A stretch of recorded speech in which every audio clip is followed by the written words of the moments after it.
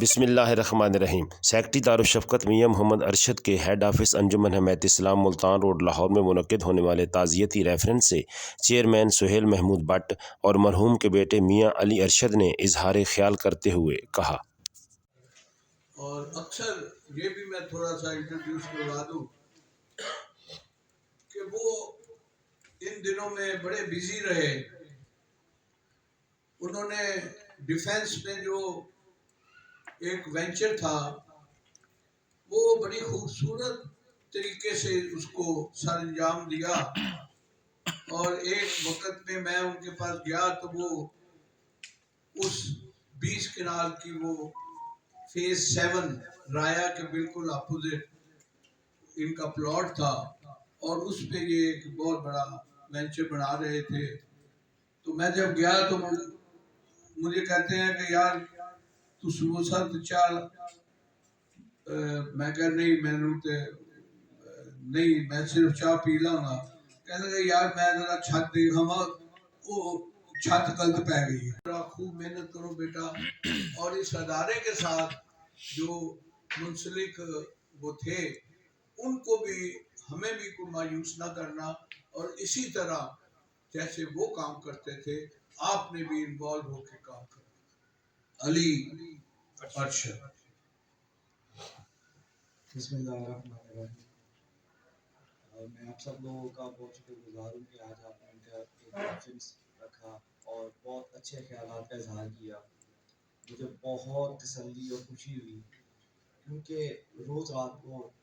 مجھے اپنے متعلق بتاتے تھے کہ آج میں گیا تو میری صاحب سے ملاقات ہوئی، سیکرٹری صاحب سے ملاقات ہوئی، مطلب ہر ایک کے متعلق نام مجھے یاد ہی رہتے تھے، کیونکہ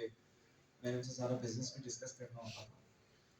تو یہ سوشل میڈیا مارکیٹنگ کے حوالے سے اس میں میرا بیٹا بھی آیا تھا ان کے ساتھ، اور شاید انسان زندگی کی تیزی میں کچھ باتیں ایسی کہہ دیتا ہے اپنے والد کو بھی۔ ایک دن میں نے امی پاس بیٹھی تھی، میں نے کہا کہ آپ کو پتہ ہے کہ بزنس کو بھی دیکھنا ہوتا ہے، آپ ادھر بھی آتے ہیں، تو آپ میری ایک ریکویسٹ ہے کہ مالی طور پہ اگر آپ کو مدد کر سکتے ہیں، میں کر سکتا ہوں تو ہم کر دیں، لیکن آپ مہینے میں ایک دفعہ چلے جائیں، 6 مہینے میں ایک دفعہ چلے جائیں، اس طرح سے کوئی اپنی روٹین بنا لیں۔ مجھے بہت مشکل لگتا ہے کیونکہ آپ کی شوگر رہتی ہے لو۔ تو میں جو ان کے ساتھ ایک اٹیچ تھا بچہ ہمارا، اس کو بار بار فون کر کے پوچھتا تھا یار انہوں نے آج صبح ناشتہ کم کیا تو ان کو کچھ کھلا دو، کیونکہ مجھے اکثر پتا تھا ان کی شوگر لیول 60-65 پہ بھی کئی دفعہ آ چکی تھی۔ تو مجھے ایک دن امی کو آخری وقت پہ انہوں نے یہ بات کہی کہ یہ اس کا بیٹا میں سے کوئی بھی یہ سیٹ سنبھالنے کا تو میں چھوڑ دوں گا، اس کے بعد مجھے کوئی یہ نہیں کہے گا۔ اس کے بعد میں نے آج تک کبھی ان سے اس چیز کا ذکر نہیں کیا، کیونکہ مجھے ان کا پیشن سمجھ آ چکا تھا بہت اچھے طریقے سے کہ وہ کسی بھی قیمت پہ گیو اپ نہیں کرنا چاہتے، جبکہ میں ان کو کنونس کرنا چاہ رہا تھا پیار سے کہ وہ اپنے ساتھ ایک جسٹیفائی نہیں تھا کہ وہ اتنا آنا جانا سفر تھا، دور بھی تھا، اور شوگر کے معاملات کی وجہ سے 2-3 گھنٹے کے بعد اگر ان کو چھوٹا سا میل نہیں ملتا تھا ان کی شوگر لو ہو جاتی تھی۔ تو یہ 3 گھنٹے سے زیادہ کا ٹینیور ایک ٹائم کے اوپر کہیں پہ بھی نہیں گزار سکتے تھے، اور ہر 3 گھنٹے بعد مجھے ان کا احساس ہوتا تھا کہ کوئی معاملہ نہ خراب ہو جائے، کیونکہ میں نے بہت دفعہ چیلنجز سے فائٹ کرتے ہوئے ان کو دیکھا۔ مجھے ہر وقت اس چیز کا خوف رہتا تھا کہ کہیں اکیلے نہ رہ جائیں، میں آخری وقت میں بھی ان کے ساتھ ہوں۔ یہ میری ایک دلی خواہش تھی،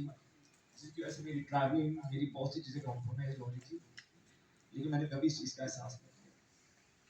خوبیاں تو اللہ کے ہر انسان میں ہوتی ہیں، کسی کو نظر آتی ہے کسی کو نہیں نظر آتی،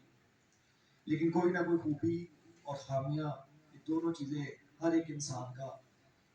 کی زندگی کا حصہ ہوتی ہیں۔